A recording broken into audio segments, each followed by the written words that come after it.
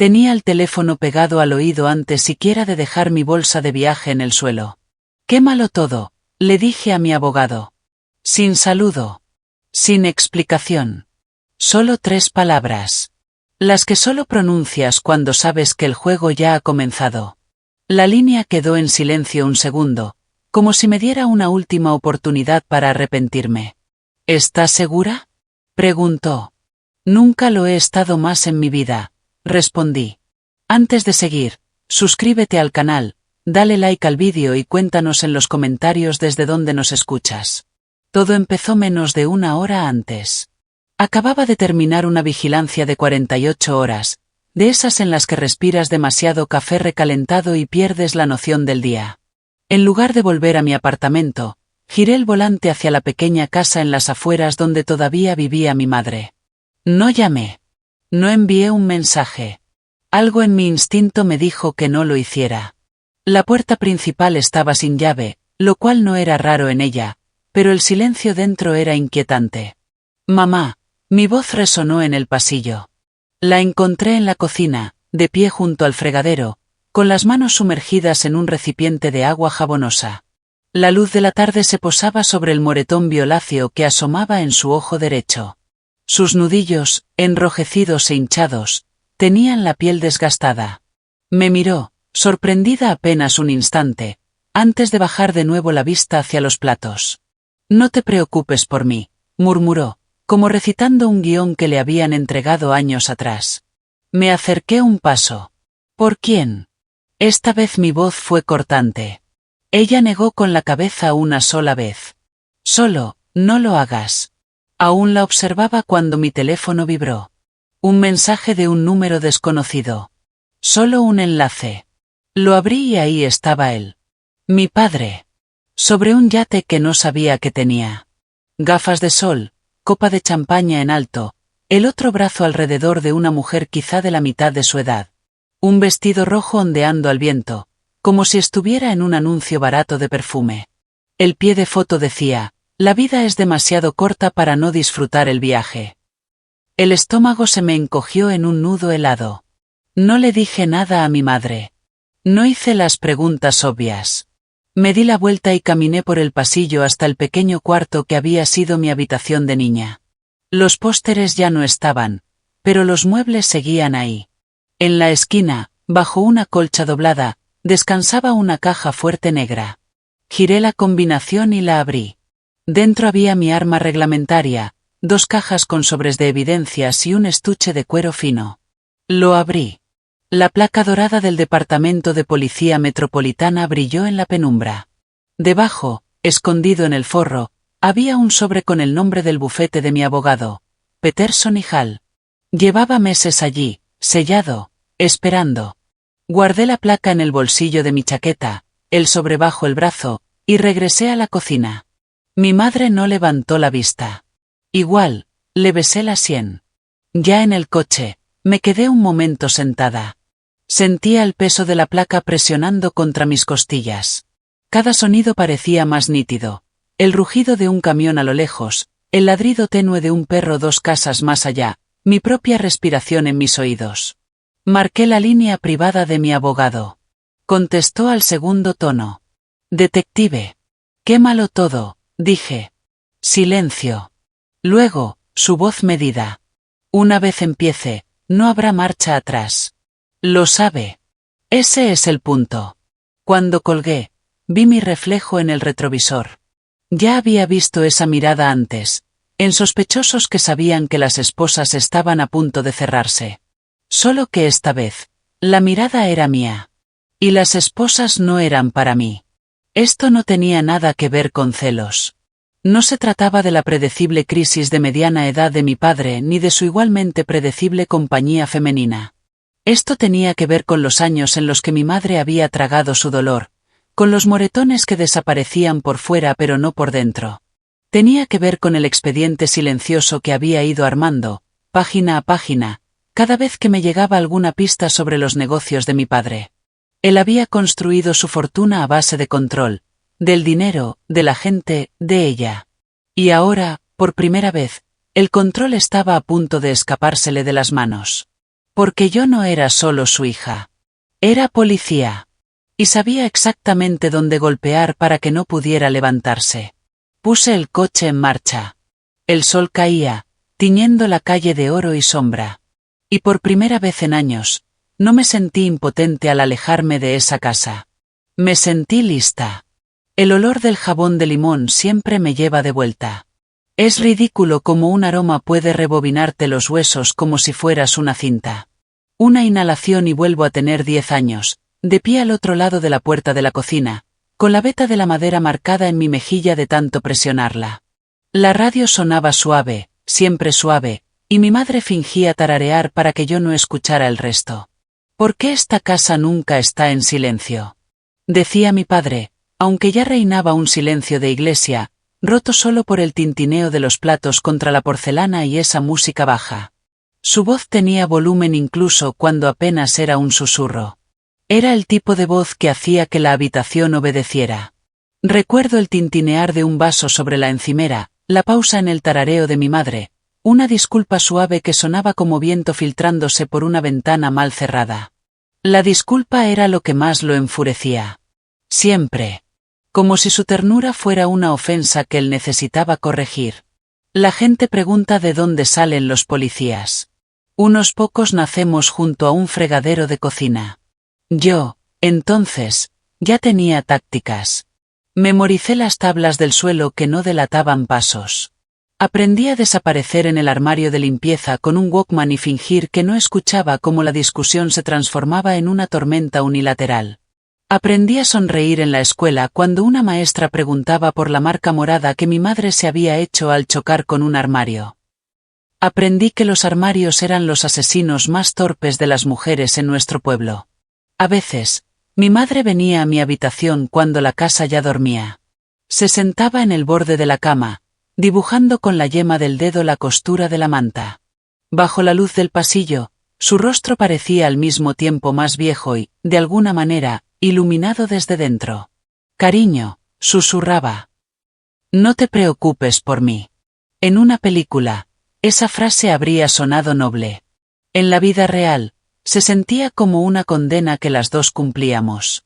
Mi padre no siempre fue un monstruo. Esa es la parte más difícil de explicar a quienes quieren villanos fáciles de clasificar. Hubo días en que preparaba panqueques, con los antebrazos espolvoreados de harina como si hubiera estado jugando en la nieve. Hay fotos del contraje, riendo con su mano sobre mi hombro, los dos entrecerrando los ojos bajo el sol en un parque. Hubo regalos, disculpas ostentosas disfrazadas de generosidad y entregadas según un calendario que solo él conocía.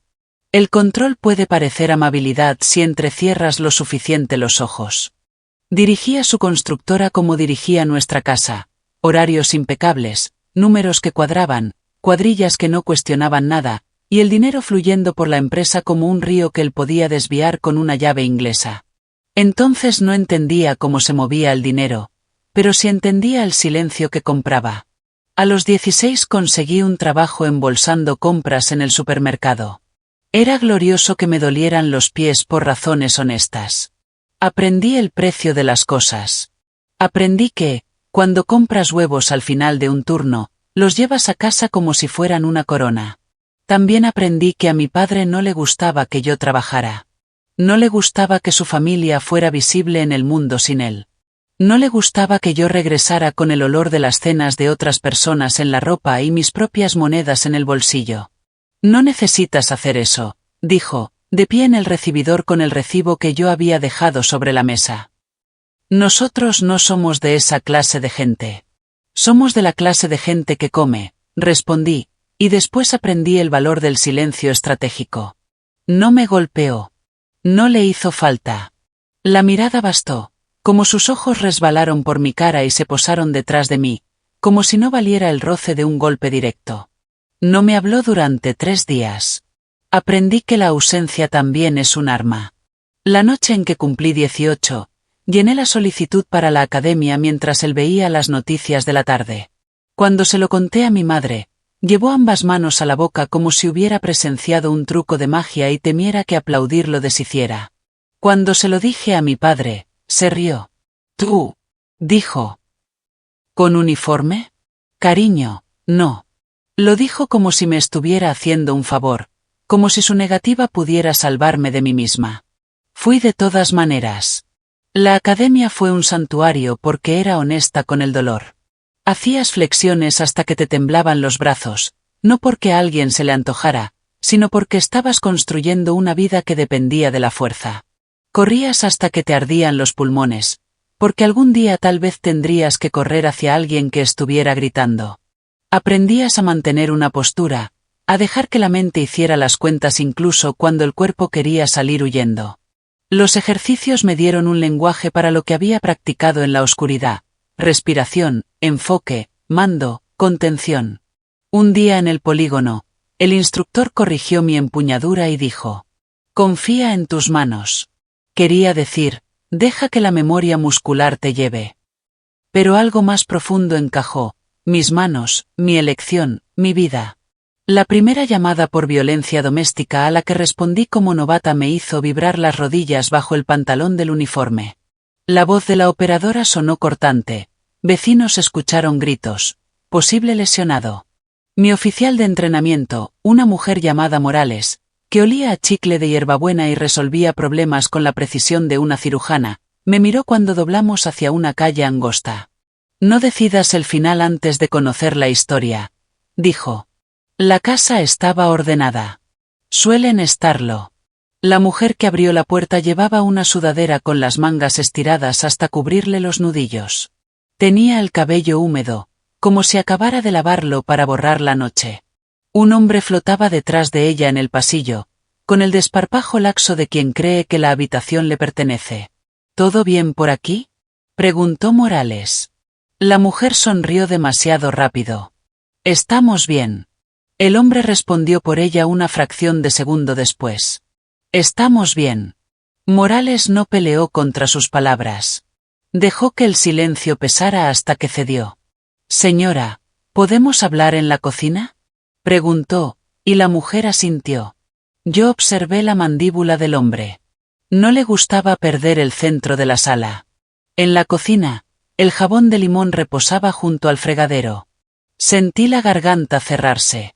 Morales habló suave, como una amiga.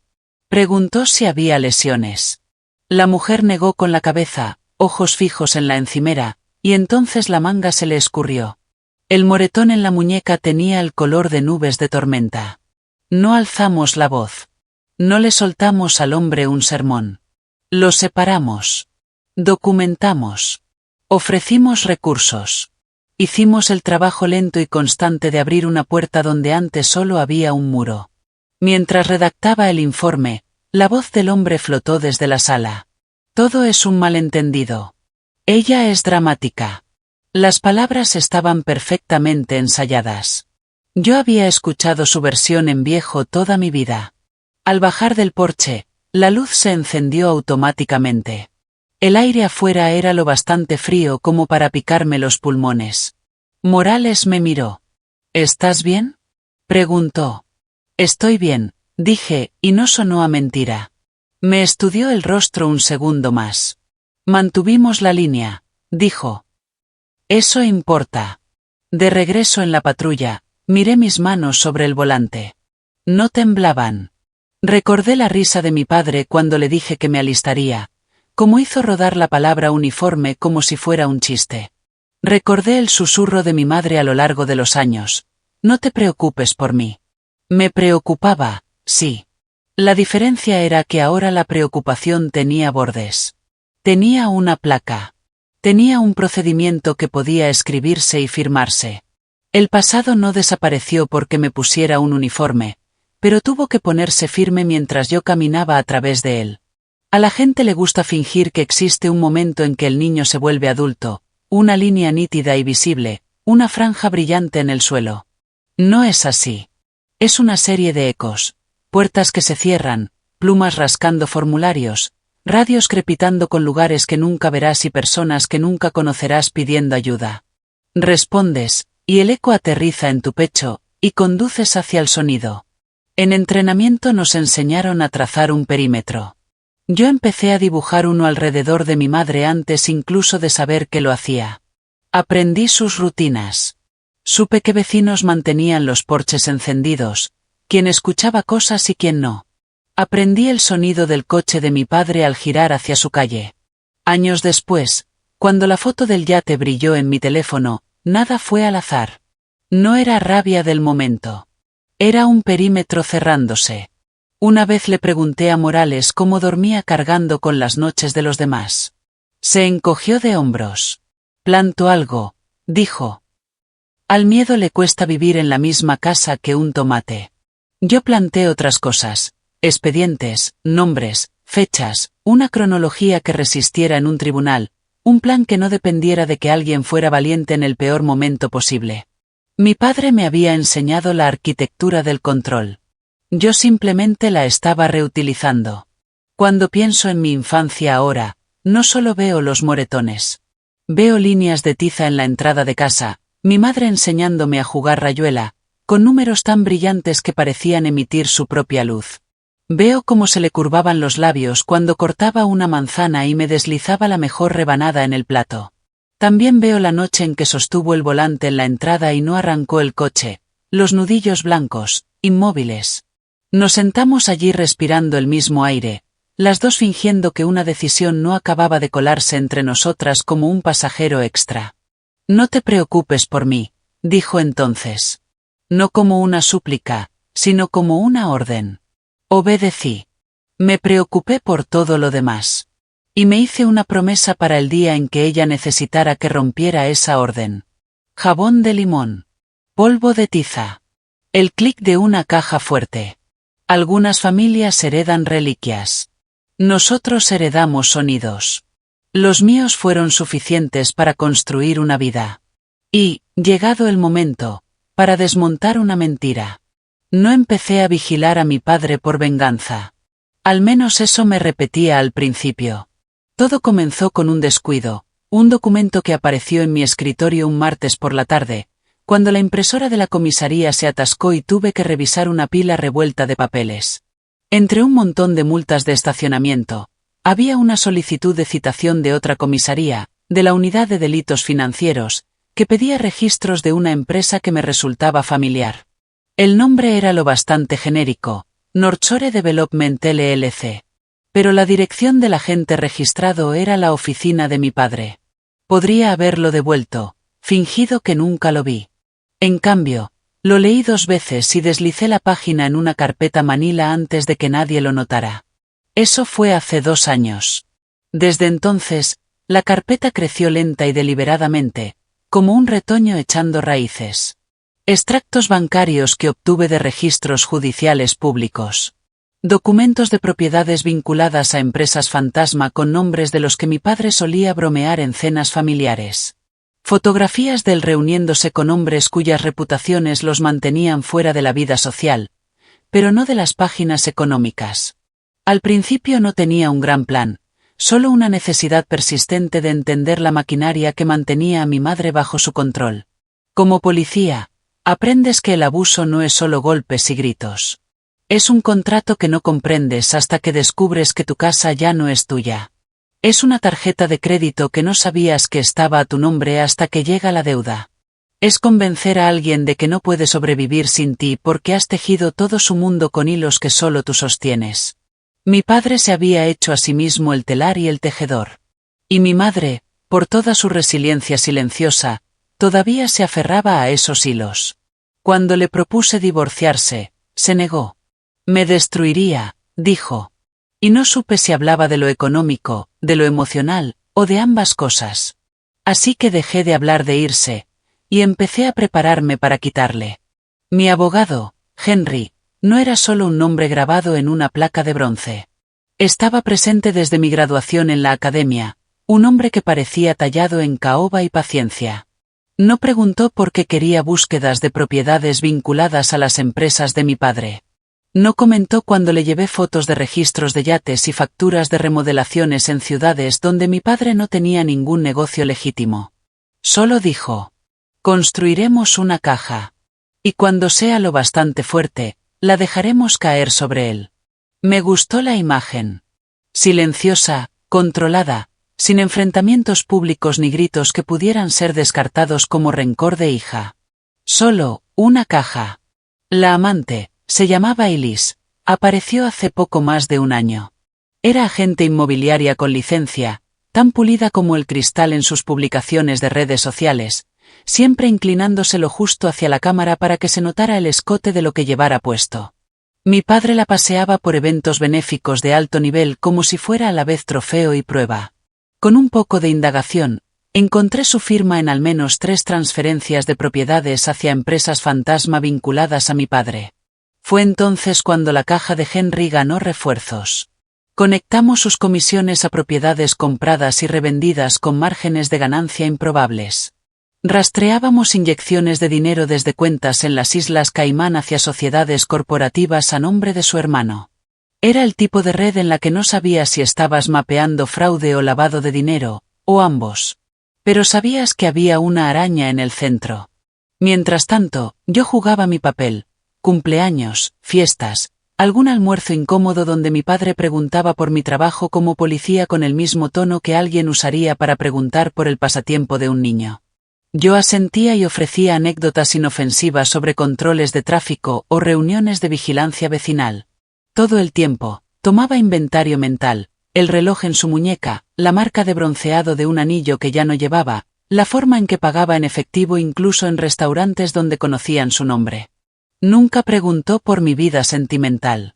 Luego entendí que era porque, en su mente, yo pertenecía al trabajo, a la placa. Asumía que eso significaba que estaba sola. Ese fue su primer error. El segundo, subestimar a Henry. Llevábamos 6 meses sentados sobre el expediente, añadiendo capas. Fotos de abusos domésticos que logré convencer a mi madre de dejarme tomar por si acaso, copias de sus historiales médicos con descripciones sospechosamente vagas de lesiones, una memoria USB con los cierres inmobiliarios de Elise, que coincidían justo con fechas en las que las cuentas de mi padre recibían transferencias abultadas. Estábamos listos para actuar a principios de verano. Entonces llegó la foto del yate. Fue casi teatral la forma en que apareció: número anónimo, sin mensaje, solo la imagen. Como si alguien más hubiera decidido que yo ya había esperado lo suficiente. Cuando llamé a Henry desde el coche y dije quémalo todo, supe que entendería. En nuestro código, significaba activar todas las vías legales a la vez, solicitar una orden de protección de emergencia para mi madre, emitir citaciones para registros financieros, notificar a la fiscalía sobre posibles casos de fraude y abuso. Esto no iba a ser una disputa familiar en un tribunal de divorcio. Iba a ser un asedio en varios frentes. También sabía que mi padre saldría contraatacando. Nunca había perdido el control en su vida. Ni en los negocios, ni en el matrimonio, ni en la imagen que había construido con tanto cuidado que la gente en el pueblo todavía lo describía como un pilar. Pilares, aprendí, son solo estructuras que puedes derribar si encuentras la grieta adecuada. Esa noche, me senté en la mesa de mi cocina con la carpeta extendida en líneas ordenadas. Años de notas, recibos y cruces de datos. Me quedé mirando el primer documento, la citación que había aparecido gracias a un atasco de impresora, y pensé en cómo una sola hoja de papel perdida había iniciado toda esta avalancha. Algunas personas creen en el destino. Yo creo en los hombres malos que van dejando migas de pan porque están seguros de que nadie tendrá hambre suficiente para seguirlas. A la mañana siguiente, Henry llamó. «Estamos en marcha», dijo simplemente. «¿Qué es lo primero?», pregunté. «Cuentas bancarias. Estarán congeladas antes del mediodía. Él sabrá que algo va mal antes de la hora de comer». Lo imaginé sentado a una mesa con Elise, pidiendo vino, buscando su teléfono cuando la tarjeta fuera rechazada. Imaginé cómo se le borraría la sonrisa, el tono controlado con el que hablaría al camarero. Imaginé las primeras grietas empezando a formarse. Y, por primera vez en mucho tiempo, no solo me sentí preparada, me sentí por delante. Henry no perdió tiempo. Para cuando aparqué en el estacionamiento de la comisaría esa mañana, ya me había enviado la lista de todo lo que estaba en marcha. Peticiones judiciales, órdenes de congelación de activos, citaciones. Encabezando la lista, en negrita, estaba la orden de protección para mi madre. Era el tipo de movimiento que no se podía revertir una vez entraba en el sistema. Me quedé sentada en mi coche sin distintivos, con la placa en la cintura, leyendo los correos en mi teléfono. Casi podía sentir las piezas encajando en despachos que no veía. Funcionarios estampando sellos, oficiales de cumplimiento en bancos reenviando memorandos urgentes, notificaciones legales llegando a oficinas con puertas pulidas y sobres Manila más pesados que cualquier bala. Paso 1. El dinero. La riqueza de mi padre era su fortaleza, y él había levantado muros altos. Pero el dinero en un banco no era más que números en una base de datos, y los números podían bloquearse con una tecla. Antes del mediodía, las cuentas corporativas principales y 3 cuentas personales quedaron congeladas mientras se investigaba. Paso 2. El rastro en papel. Salieron citaciones a 2 compañías de títulos de propiedad, 3 bancos y una correduría. La inmobiliaria de Elise estaba en la lista, lo que significaba que recibiría una visita muy oficial en las próximas 48 horas. Paso 3. La orden de protección de emergencia, sin contacto. Le daba a mi madre el escudo legal que nunca había tenido. Sabía que no lo detendría de intentar comunicarse, pero ahora cada mensaje o llamada podría ser una violación con consecuencias reales. Lo más difícil fue lograr que aceptara. Después de mi turno, conduje hasta su casa sin uniforme. Estaba en la sala, doblando la ropa en montones pequeños y ordenados, como siempre hacía cuando estaba nerviosa.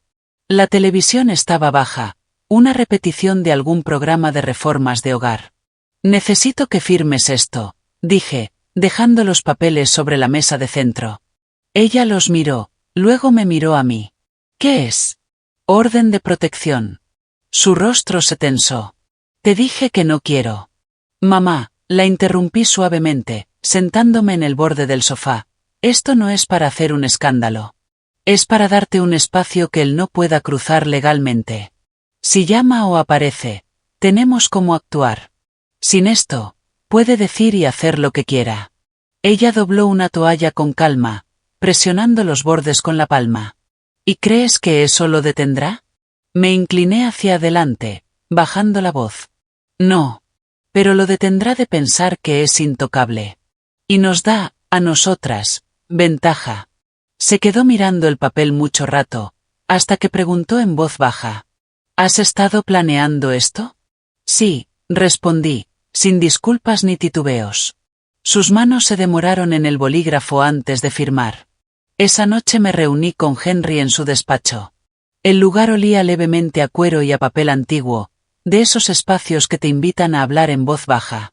Tenía mapas y diagramas pegados en la pared, líneas rojas conectando nombres de empresas con números de cuenta.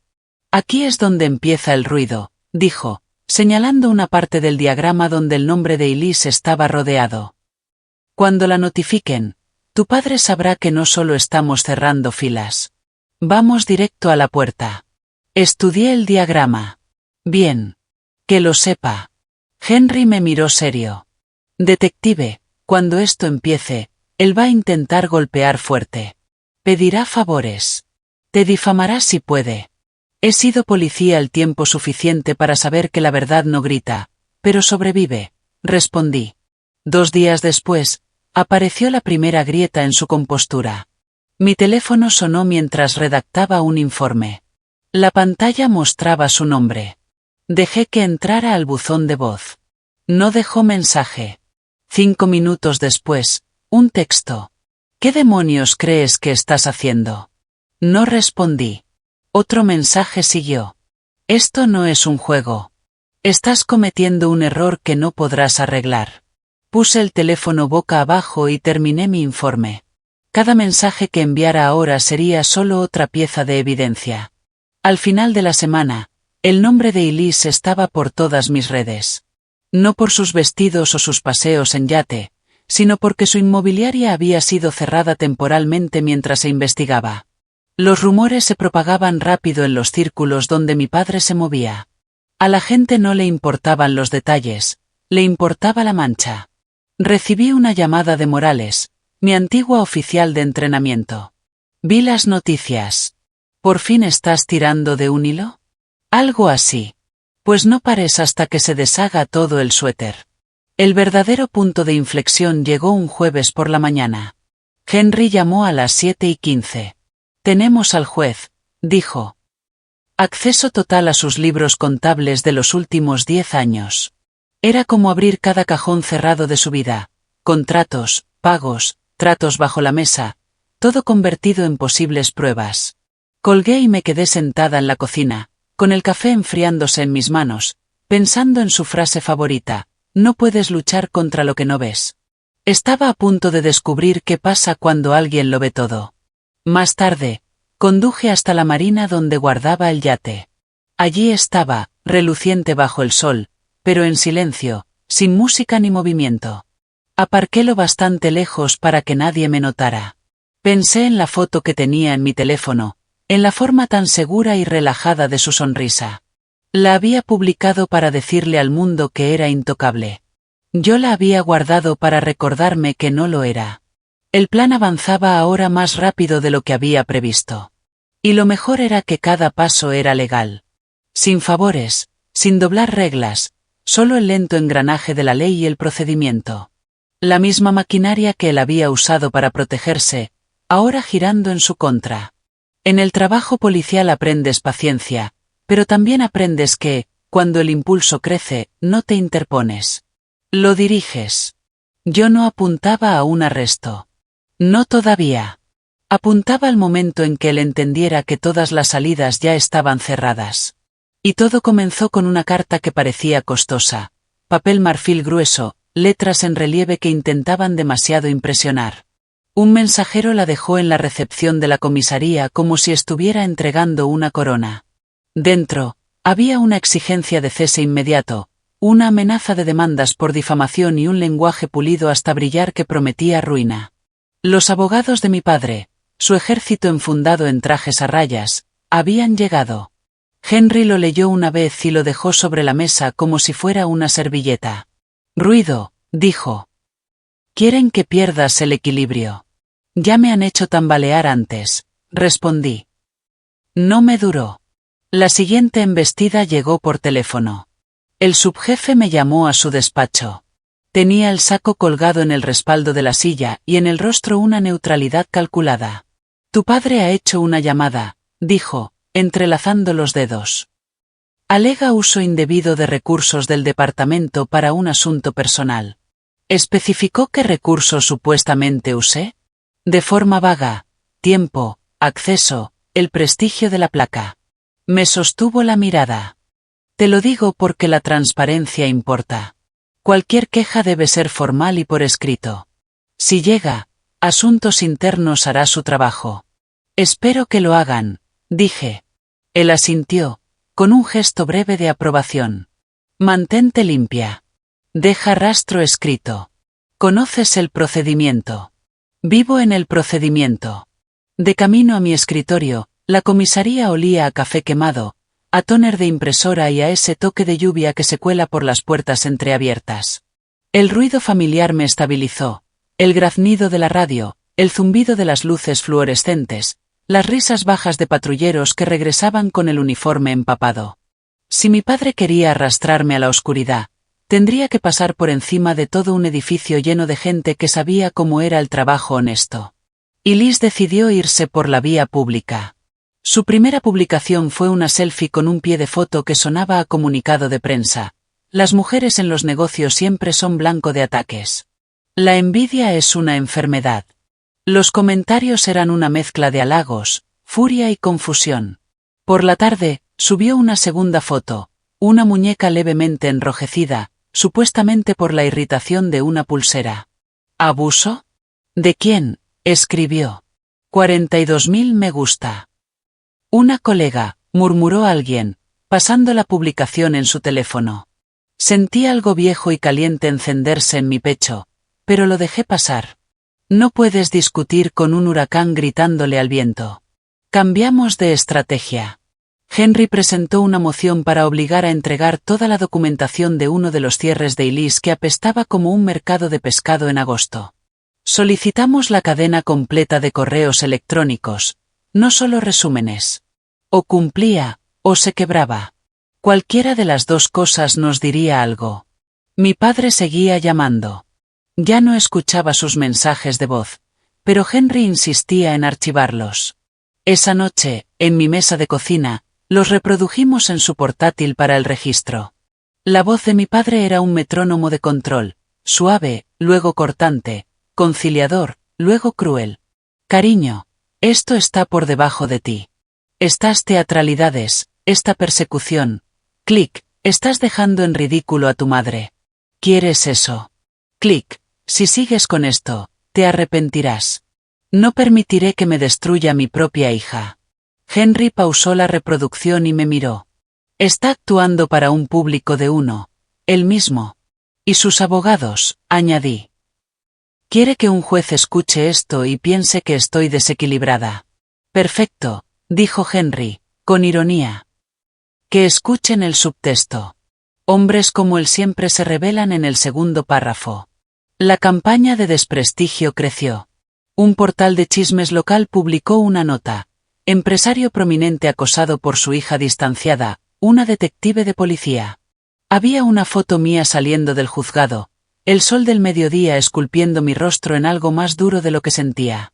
El artículo citaba a fuentes cercanas a la familia que describían a mi madre como frágil y sugerían que yo estaba reviviendo rencores adolescentes. Los comentarios eran feroces, y curiosamente, también había apoyo. Una enfermera jubilada escribió un párrafo que empezaba: solía atender a mujeres que llegaban con historias sobre armarios. Imprimí ese comentario y lo metí en la carpeta. No porque fuera prueba, sino porque era verdad. 2 días después, Henry llamó con un tono que nunca le había escuchado. Alerta, casi entusiasmado. Tenemos visita, dijo. Dice ser un antiguo socio de tu padre de los primeros años. Se llama Frank Delany. Frank llegó con un traje que había visto mejores días y una corbata que había renunciado a su propósito. Tendría poco más de 60. Con manos que parecían haber hecho trabajo real antes de que el dinero le enseñara a contratarlo. No se sentó hasta que yo lo hice, como si necesitara decidir si merecía la historia que traía. «Te pareces a tu madre», dijo, y luego se corrigió. «Es un cumplido». «Lo es», respondí. Juntó las palmas, se afirmó y empezó. Habían fundado la empresa en un garaje alquilado, con herramientas prestadas y un libro de cuentas. Mi padre era brillante con los números, y despiadado con todo lo demás. Funcionó, hasta que dejó de hacerlo. Éramos jóvenes, dijo Frank. Él tenía ideas. Yo tenía manos. Luego las ideas se convirtieron en atajos. Los atajos se convirtieron en, llamémoslos eficiencias que no cumplían con el código. Nos habló de obras licitadas a bajo costo y luego infladas con gastos imprevistos. De inspectores que de repente se volvían razonables después del almuerzo, de un obrero que cayó de un andamio y fue pagado en efectivo para que guardara silencio. Pero la esposa del hombre no cayó. Había papeleo. Había firmas. Había cheques emitidos desde cuentas con nombres que reconocí. ¿Y en casa? Pregunté, porque a veces el libro de cuentas que importa no es el de los números. La mandíbula de Frank se tensó. Era igual. Decía que las personas eran materia prima. O las moldeas, o las aplastas. Pero nunca las encuentras donde están. Deslizó un sobreajado sobre el escritorio de Henry.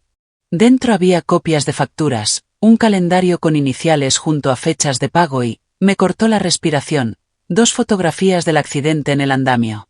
El nombre del obrero estaba escrito detrás, en tinta azul. ¿Por qué ahora?, preguntó Henry.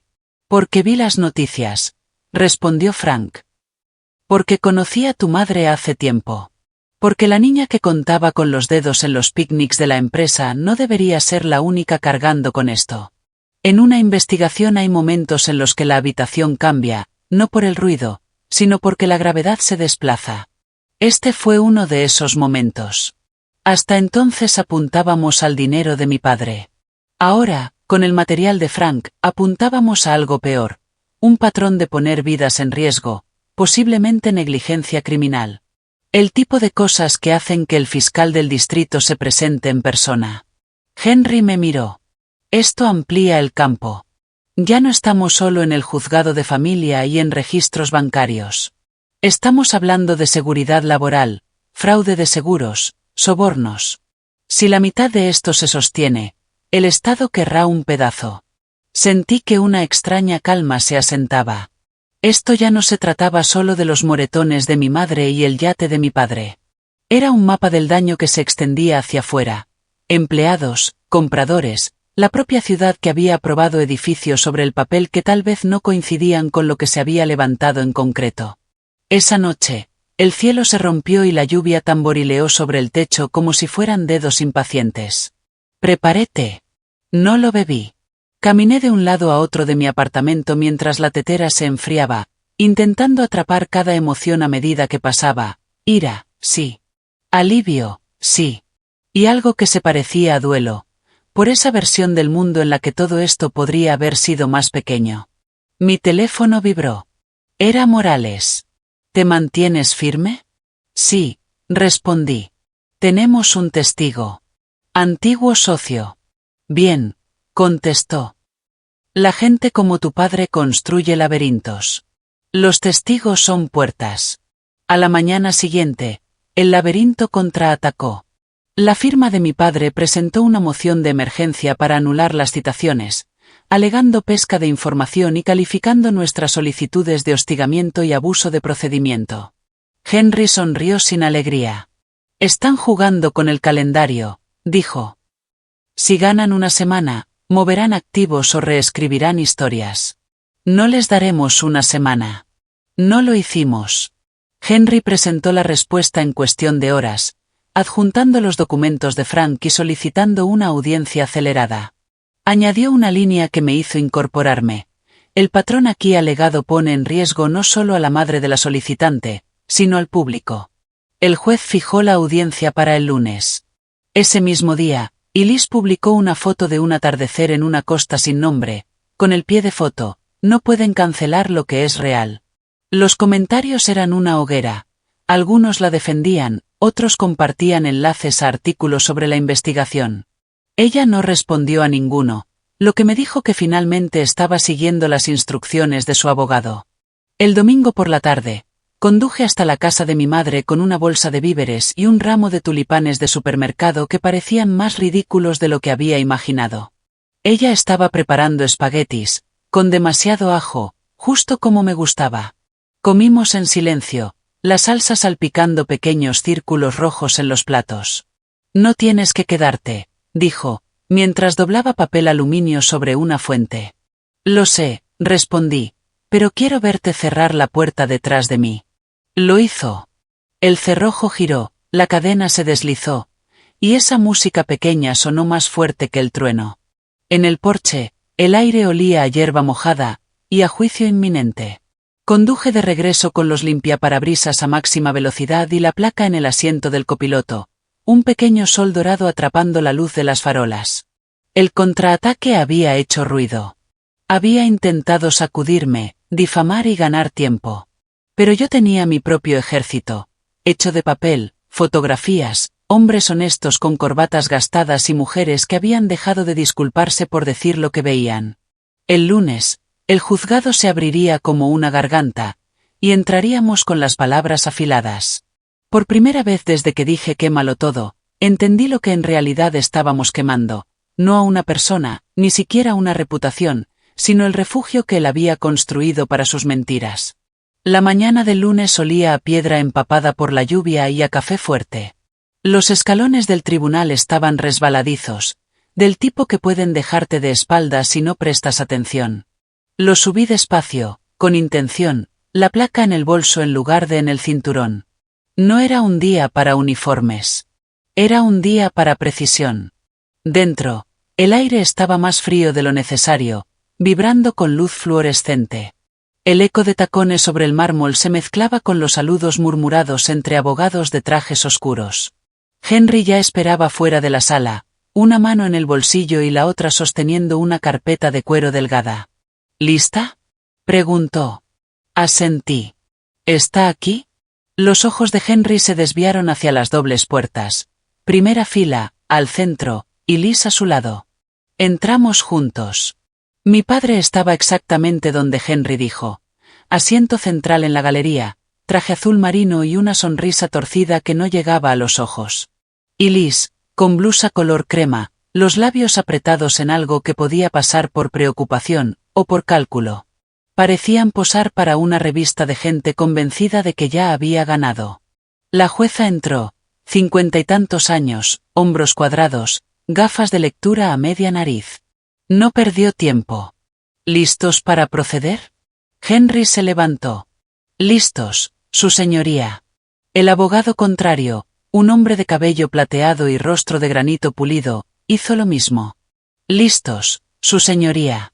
Sin embargo, empezó una protesta sobre el alcance de nuestras citaciones, pero la jueza levantó la mano.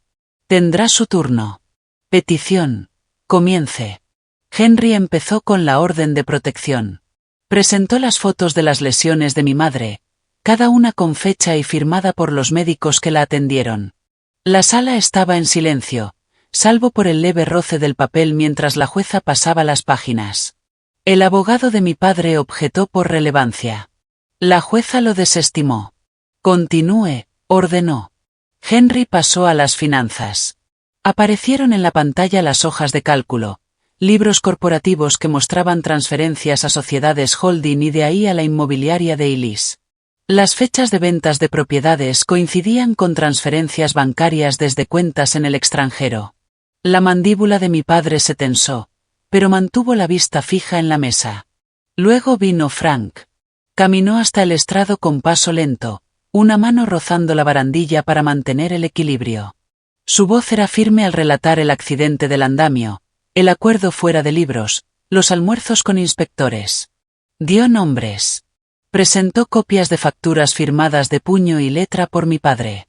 Cada documento caía en el registro como una piedra en el agua, haciendo que las ondas se extendieran. El abogado de mi padre intentó desestabilizarlo en el contrainterrogatorio, presionando sobre fechas y memoria. Frank no se inmutó. Llevo registros, dijo, tocando el sobre frente a él.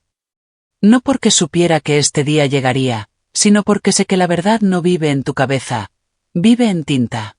El turno de Ellis llegó después. No la llamó Henry. La llamó la fiscalía. No esperaba que la oficina del fiscal del distrito apareciera hasta ese momento. Una joven fiscal con traje gris carbón se presentó e informó al tribunal que su oficina había abierto una investigación penal paralela basándose en las pruebas presentadas. La jueza se recostó en su silla. Proceda. La fiscal mostró un conjunto de documentos de cierres de la firma de Ellis, señalando inconsistencias entre precios de venta y comisiones declaradas. Ellis se removió en su asiento, los dedos cerrándose con fuerza en su regazo. Estos documentos, dijo la fiscal, muestran un patrón de tasaciones infladas canalizadas a través de sociedades de responsabilidad limitada vinculadas al demandado. Las ganancias, golpeó suavemente la página, se movieron a cuentas extranjeras en un plazo de 24 horas. El abogado de mi padre objetó, alegando que esto era un asunto civil. La jueza no estuvo de acuerdo. Fraude es fraude, dijo. Si la fiscalía ve causa probable, tienen mi autorización para continuar. Pero fue el testimonio de mi madre el que cortó la sala como un cristal. No alzó la voz. No dramatizó. Solo dijo la verdad, con un tono tan constante que era imposible no creerle. Relató años enteros escuchando que no podría sobrevivir sin él. Como las finanzas siempre eran demasiado complicadas para que ella las entendiera. Como los moretones no eran asunto de nadie. La fiscal le preguntó por qué ahora. Ella me miró un instante y luego volvió la vista hacia la fiscal. Porque mi hija me mostró la caja que había construido, y entendí que no tenía que seguir viviendo dentro de la suya.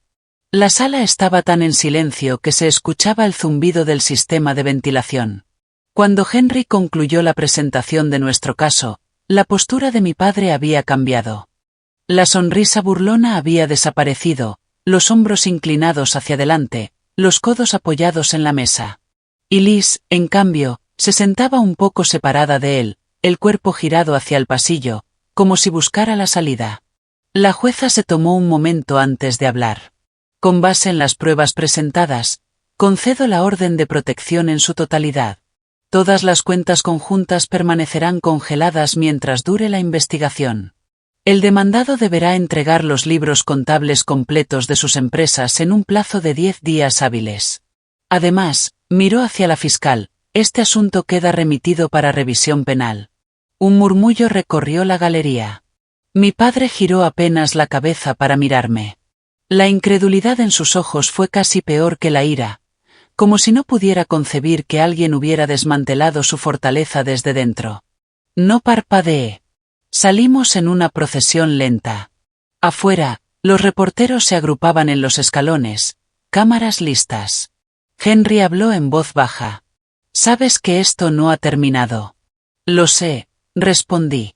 La lluvia había cesado, dejando el aire afilado con olor a piedra mojada. A mis espaldas, escuché a Elise rechazar una pregunta mientras sus tacones se alejaban a toda prisa. Mi padre no habló con la prensa. Para un hombre que adoraba el foco, ese silencio decía más que cualquier titular. Me detuve en la acera y miré hacia el juzgado. Sus columnas, su simetría, esa promesa de que la ley todavía podía ser un lugar donde la verdad se sostuviera en pie. Ese día, al menos, lo había sido. Y mañana estaríamos un paso más cerca de hacerlo permanente. Lo que nadie te dice sobre la justicia es que los titulares retumban solo un día, los ecos del juzgado duran una semana, pero la verdadera rendición de cuentas se asienta como la nieve, suave, persistente, cambiando la forma de todo, sin hacer ruido. Pasaron los meses. El invierno deslizó su hombro sobre el pueblo. La fiscalía avanzaba como un glaciar, pero con dientes. Los abogados de mi padre agotaron sus últimos trucos. Aplazamientos, cartas de carácter, una moción para excluir las fotos del andamio alegando que el tiempo apaga la verdad. La jueza la rechazó con una frase que escribí en un post-it y guardé en mi cartera. La verdad se araña, no se desvanece. En marzo llegó el acuerdo de culpabilidad. Fraude, blanqueo de dinero, conspiración para cometer soborno, y poner en peligro la vida de terceros. Lo aceptó. No porque estuviera arrepentido, mi padre usaba las disculpas como otros usan los gemelos de una camisa, sino porque, al fin, entendió la matemática. Había tiempo de prisión sobre la mesa. Eligió la cifra menor y la narrativa más limpia. La fiscalía impuso restitución a trabajadores, compradores afectados, multas de la ciudad, impuestos atrasados. La cantidad me hizo sentarme. Elise aceptó un acuerdo aparte. Cooperación a cambio de evitar la cárcel, prohibición de por vida para ejercer en el sector inmobiliario y una multa que le borró la rigidez del cuerpo en la mesa de la defensa. En su última entrevista con la fiscalía, dijo 3 palabras que me sorprendieron. Tenía miedo. ¿De quién?, preguntó la fiscal. Elise miró fijamente la mesa. De todos. Y sonó más sincero que cualquier cosa que haya publicado en redes. El día que la jueza aceptó el acuerdo de mi padre, la sala se sintió como una casa que por fin se había ventilado. Mi madre estaba sentada en la segunda fila junto a Henry, con las manos sobre una falda azul marino modesta. No llevaba maquillaje. Ese día no necesitaba armadura. Cuando la jueza preguntó si alguna víctima deseaba hablar, mi madre me miró. Asentí una vez. Se levantó y caminó hacia el estrado. Su voz no tembló. No estoy aquí para castigar. El castigo llegó hace años, en mi cocina, frente a mi fregadero. Estoy aquí para asegurarme de que el daño termine donde nosotros decidamos que termine. La jueza la escuchó con el mentón apoyado en una mano. Mi padre miraba la mesa, la mandíbula tensa. Mi madre terminó con una frase que supo a agua en un mes seco. Tengo la intención de vivir. Afuera, los reporteros extendieron micrófonos hacia nosotras. Henry dio una breve declaración. Mi madre sonrió con cortesía y no dijo nada. Yo toqué la placa dentro de mi bolso y seguí caminando. No le debía a las cámaras más de lo que el expediente ya contenía. Fuimos directamente del juzgado al banco. El empleado le entregó a mi madre una carpeta con hojas para firmar, cuentas que transferir, gravámenes que prever. Mi madre leyó cada palabra. Hizo preguntas que obligaron al empleado a incorporarse en su silla. Firmó despacio, presionando su nombre como una semilla en tierra fresca. De camino a casa, Miró por la ventanilla a un cielo color acero limpio. Pensé que se sentiría como fuegos artificiales. Dijo. ¿Y cómo se siente? Como una puerta que se cierra, y una ventana que se abre en algún lugar que aún no puedo ver. Encontramos esa ventana en abril, en una carretera costera donde las había vuelto blancas las banderas de los buzones. La cabaña que enamoró a mi madre era un pequeño cuadrado de misericordia, 2 habitaciones, un porche desgastado, una cocina que pedía a gritos jabón de limón y luz del sol. La agente inmobiliaria, Noilis, nunca más, se disculpaba por el jardín, un revoltijo de maleza y tierra terca. Lo arreglaremos, dijo mi madre. Y cuando dijo lo, quería decir nosotras. Yo cargué cajas. Ella hizo listas. Hablamos de colores de pintura y de qué habitación guardaría el viejo piano que rescatamos en la venta de garaje de un vecino en el 98. No hablamos de mi padre, no porque hiciéramos de cuenta que no existía, sino porque su existencia ya no marcaba el ritmo de nuestra casa. El primer sábado en la cabaña, construí un rectángulo de madera en el rincón más soleado del patio y lo llené con tierra que olía a lluvia por venir. Mi madre salió con una bandeja de plántulas compradas con un pequeño y encantado remordimiento. Tomates, albahaca, 2 fresas cuyas hojas parecían servilletas dobladas. Morales dice que el miedo y los tomates no pueden vivir en la misma casa, le dije, con las rodillas hundidas en la tierra. Morales tiene razón, contestó, poniéndome una plántula en la mano como si me entregara una decisión frágil. Veamos si también es cierto en los jardines. Plantamos en parejas, albahaca junto a tomate, caléndulas para ahuyentar plagas.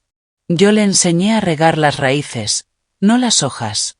Ella me enseñó a tararear, no para ahogar el ruido, sino para invitar a las abejas. El sol descendió como una bendición que nadie pidió permiso para dar.